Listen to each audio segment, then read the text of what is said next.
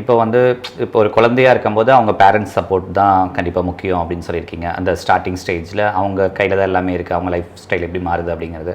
இப்போ அது மாதிரி வந்து இப்போ வெளியில் அந்த குழந்தை வந்து இப்போ ஸ்கூலுக்கு போகிறாங்க, இல்லை வெளியில் ஒரு காலேஜ் போகிறாங்க, அப்படி இருக்கும்போது அந்த அவங்க இந்த சுற்றி இருக்கவங்களுக்கான அந்த அக்செப்டன்ஸை எப்படி கொடுக்கறது? ஆக்சுவலி வந்து நாங்கள் வந்து எங்களோட எக்ஸ்பீரியன்ஸ் சொல்கிறோம். நாங்கள் வந்து ஸ்கூல் காலேஜ் வந்து நாங்கள் சேர்க்குறப்போ அந்த ஸ்கூலோட ஹெட் மாஸ்டர் பேசி தான் நாங்கள் சேர்த்து விட்டுருக்கோம். ஸோ ஃபார் எக்ஸாம்பிள் வந்து ஃபேஷன் டிசைனிங்கில் வந்து நாங்கள் சேர்த்து விட்டுருக்கோம். அதே மாதிரி இப்போ கூட பார்த்திங்கன்னா சமீபத்தில் லா காலேஜில் இருக்கிற ஒருத்தங்க வந்து பிஎல் பண்ணி வந்திருக்காங்க. அந்த மாதிரி லாயலா காலேஜில் கூட நாங்கள் படிக்க வச்சுருக்கோம். ஸோ அந்த மாதிரி அந்தந்த ஸ்கூலோட ஹெச்எம்மோ இல்லை பிரின்சிபலோ அவங்க வந்து ஸ்ட்ரிக்டாக வந்து சொல்லிவிடுவாங்க, இந்த கம்யூனிட்டியில் வந்து நம்ம ஸ்கூலில் நம்ம காலேஜில் வந்து படிக்கிறாங்க, அவங்களுக்கு யாராவது டிஸ்டர்பன்ஸ் பண்ணி பண்ணுற மாதிரி இருந்தால், அவங்க வந்து யாருமே ஏதாவது கம்ப்ளைண்ட் பண்ணுற மாதிரி இருந்தால் அவங்களுக்கு நாங்கள் வந்து உடனே டிசி வந்து கொடுத்துருவோம் சொல்லிட்டு ஒரு பயம் காட்டி வச்சுருக்காங்க. ஸோ அது வந்து அந்த எஜுகேஷனை முடிக்கிறதுக்கு அவங்களுக்கு ஒன்று இது பக்கம். ரெண்டாவது டிரான்ஜெண்டர்ஸ் பொறுத்த வரைக்கும் அதை ஈஸியாக கோப்பப் பண்ணிடுவாங்க. அது வந்து எந்த ஸ்கூல் எந்த காலேஜ் இருந்தால் கூட அவங்க வந்து சீக்கிரமாக வந்து ஒரு ஃப்ரெண்ட்லினஸ் கொண்டு வந்துடுவாங்க. அது வந்து இயற்கையாகவே திருநங்கைகளுக்கு வந்து ஒரு ஃப்ரெண்ட்லினஸ் இருக்கும். அதனால அது வந்து பிரச்சனை கிடையாது. ஆனால் படிக்கணும் அவங்க மேலே வரணும், அதுதான் எங்களோட ஆசை. கண்டிப்பாக இப்போ ஓரளவுக்கு கொஞ்சம் கொஞ்சமாக அக்செப்ட் பண்ணிருக்காங்க அப்படின்னு சொல்லியிருக்காங்க.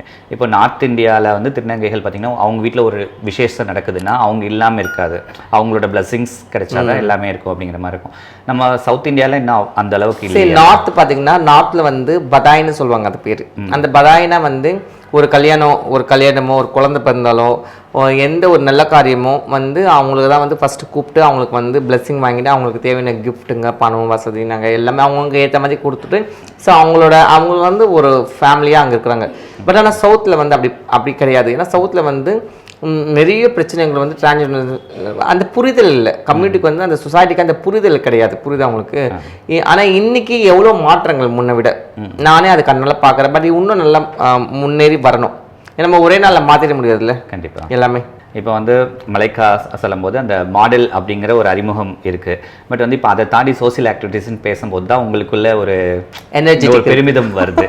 அந்த மாடலிங் லைஃப்பை மிஸ் பண்ணுறீங்களா, இல்லை ஒரு ஆக்ட்ரஸா இன்னும் அந்த மாதிரி இப்போ ஏதாவது? இல்லை ஆக்சுவலி வந்து எனக்கு மேபி அந்த அளவுக்கு போகாமல் நான் இன்னைக்கு இந்த இடத்துல உட்கார்ந்துருந்தேன்னா நீங்கள் சொல்கிற இது நான் கரெக்டாக அக்செப்ட் பண்ணிக்குவேன். ஏன்னா வந்து நம்ம அந்த லைஃப்பை விட்டுட்டோமோ அந்த ஏக்கம் இருக்கும்.